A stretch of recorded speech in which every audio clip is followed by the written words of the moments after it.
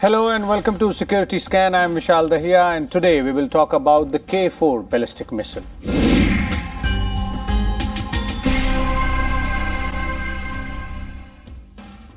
Now the K-4 is an intermediate range submarine-launched ballistic missile developed by DRDO.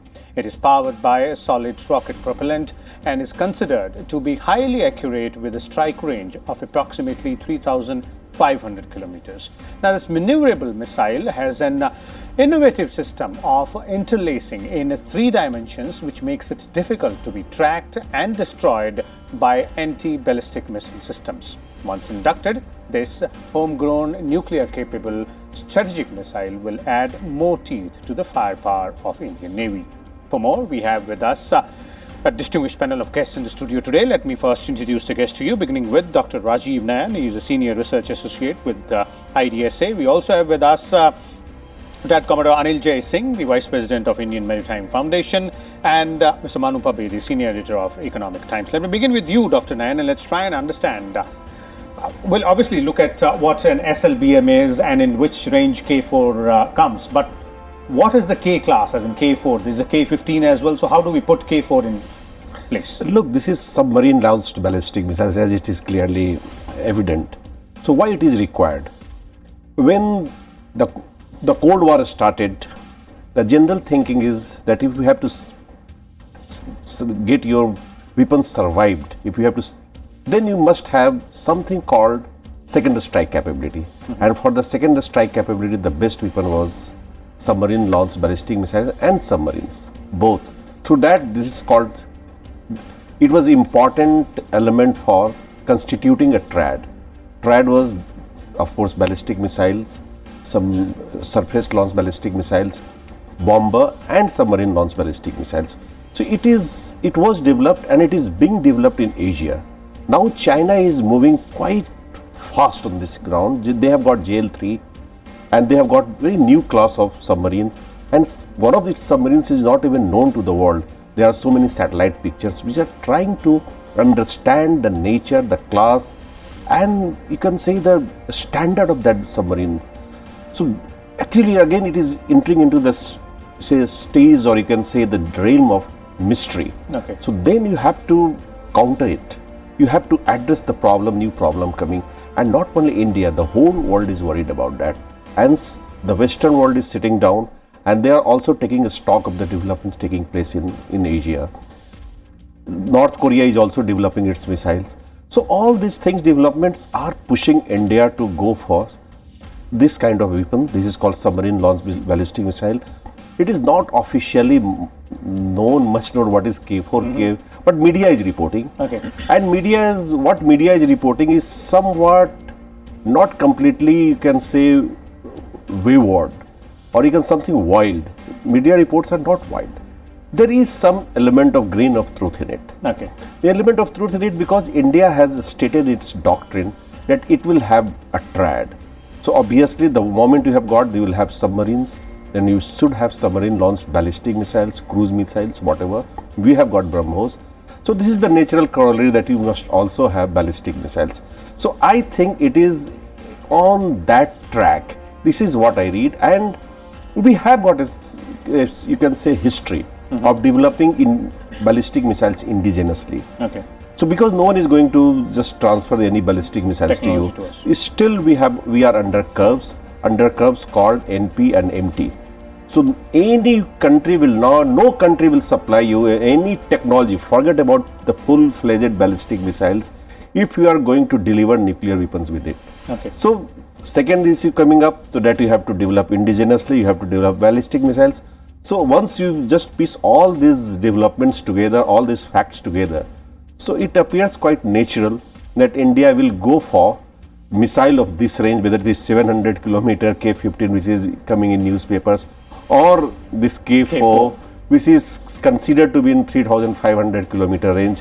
We have got Agni series of weapons, which is solid propellant, and it has got number of ranges, like starting from 700 to 5,500, 6,000, then they can increase the range. It can go up to 8,000, 9,000 kilometers. So we have mastered the art we had developed expertise of the ballistic missile So this is quite natural that we will also go in that range and in submarine launched sector. Okay, so this is a part of our effort to try and shore up the nuclear deterrence capability that is something which we are building up. Let me bring in Commodore Singh here. Commodore Singh, from the Indian Navy's perspective, and putting all these things also in the looking aspect out there, specifically the nuclear having a nuclear triad, then shoring up the nuclear deterrence capabilities. Where do you see K-4 fitting in the scheme of things, specifically from the Indian Navy's perspective?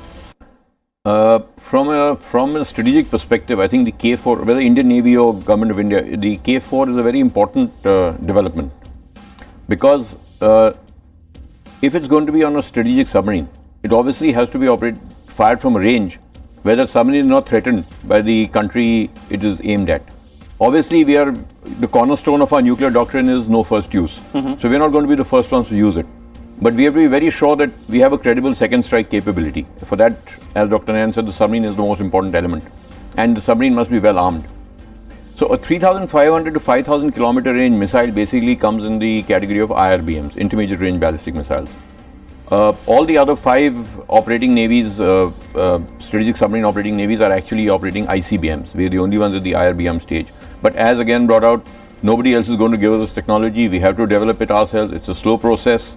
And I think we are on the right track. From a war-fighting perspective, from the Navy per se, a strategic submarine is not a submarine that you use in normal war fighting. It's got a much larger role to play. But definitely, a strategic missile capability, a nuclear weapon capability, does shape the battle space to a certain extent at a strategic level. And I think from that perspective, it's very important. We have had a successful deterrent patrol of the Arihant. What that was meant to prove was that when we send a submarine out to sea on a strategic patrol, it can deliver the goods when it is asked to deliver the goods. And that was the important part of it. Okay, and that further takes through the the nuclear deterrence capability aspect out there as well. Manu, your views on the K-4 specifically and having an IRBM in our arsenal? See, there's a lot of folklore around this, around missiles. So you asked the question, what does K stand for? One of the theories is it stands for Kalam, for the former president, who was one of our foremost missile scientists. But what this really brings is that, after the nuclear tests that we did in '98, this is the completion of the development phase we've gone through to have credible nuclear deterrence. And the reason that we are sticking to an IRBM, not to a longer range missile, is because we see our threat. We don't want to use this as a tool for aggression or a tool to intimidate other countries. This is for our own protection, because our neighbors, especially China, has much higher capability. So what this does with 3,500 kilometers is gives us the ability to launch a weapon from the Bay of Bengal, covering any part of our neighbor if needed. And remember, this is the fail-safe option. This is the last weapon you would use in war. So nobody wishes to go there, but this is the one which will give you the complete deterrence against the Chinese. I don't think that this capability is meant for our Western neighbors, because we're pretty well covered there. There's no much of a problem. But the Chinese, their latest long-range missiles, which are submarine-launched, are really advanced. They have multiple maneuvering warheads. They have a range of 10,000 plus kilometers. So that is a challenge that we have to look for. And I think we will not going to stop here. This K-4 is under development. It will hopefully get operationalized soon. But there's already plans for the K-5, which will be 5,000 kilometers range. And, I think that's the limit of range that we are looking at right now. The political leadership has to make a call if you want to go beyond 5,000. And that will include, say, an Agni development. But as of now, the political leadership believes that this is the range we should have. This is enough for our security needs. And when the threat perception changes, I think they'll reevaluate the situation. Okay, so that's the range we will be looking at, which will deliver all the results in terms of the deterrence capability, which all of you are talking about. Dr. Nayan, let me bring you on one aspect which you begin with, as in, this is our homegrown capability, and you started by saying that no one is going to give us, forget about the whole missile system, not even the technology. So if you look at, the journey of the ballistic missile development, indigenous development, how do you see this particular journey? And we've reached a place where we're talking about K-4, and Manu mentioned K-5 as well. Very good question. In fact, I wanted to answer this. In fact, if we go back and we go to the history, we'll realize that somehow when I started resuming test after ballistic missile test, means Agni test, After postponing it for a while, and after conducting 1998 nuclear tests, that time the missile range was in 1250 to 1400 kilometers. So then we increased its range. We changed, and when we changed, then we moved from solid fuel to liquid fuel to solid fuel.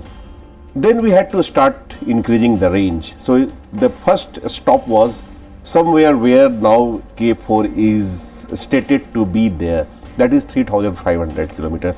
Up to 2,500 kilometer Agni range was very successfully done. When we reached at 3,500 kilometer, then we had some failures, but we overcame those failures. And I still remember I think it was around 2005-06 when DRDO faced problem, but we overcame it. And so obviously when we are transferring it to the sea domain, or you can say submarine domain, so you may have to somehow maneuver with that. So there could be some issues there, but definitely, as he rightly pointed out, the moment, not political class, but our security establishment considers or finds it important, then we will increase the range. What will happen by increasing the range, and what is the possibility? These are two very important questions. First question is, it will provide you a strategic depth. You can hide it wherever you want in deeper sea, and then you can launch it. You can launch it wherever you want to launch it, and from wherever you want to launch it. So this is one great advantage. Second, the way developments are taking place in South China Sea. So we need to have a longer range so that we can hide our submarines and we can launch, we have to attack it there. So let us be clear. This is, as he rightly pointed out, for the neighbor China. That neighbor, this is being developed, and the whole world is worried. The whole world is, because what it is doing, it is basically modifying DF-41 and trying to put it on the platform, the submarine platform, and it is calling JL3, whatever it wants to call it, and it is having also a new submarine, new class of submarine. So these are the issues which we have to watch, and the whole world is watching. This is not that only we are watching. Even United States is refining its system, it is refining its ballistic missiles, or it is refining its SLBMs, because it also has got Cold War vintage missiles. So when they are doing it, plus we have also to take into account what is happening in Asia. There is a proliferation network happening, and proliferation network is also helping in ballistic missile testing, not just nuclear testing, nuclear warhead testing. You will find that even North Korea has started testing. Has North Korea got the capability to have that kind of refined system? So because this is coordination among these 3-4 countries. Three countries are quite well known: China, North Korea and Pakistan. Fourth is, now we are debating whether it is Turkey or Saudi Arabia. But we have to watch these developments also, the way they are refining, the way they are exchanging technologies, and many of the technologies are already tested. So now they are putting it on submarine platform. So now this is what is happening, and this is what is going to happen, and that is what we are trying to respond to. That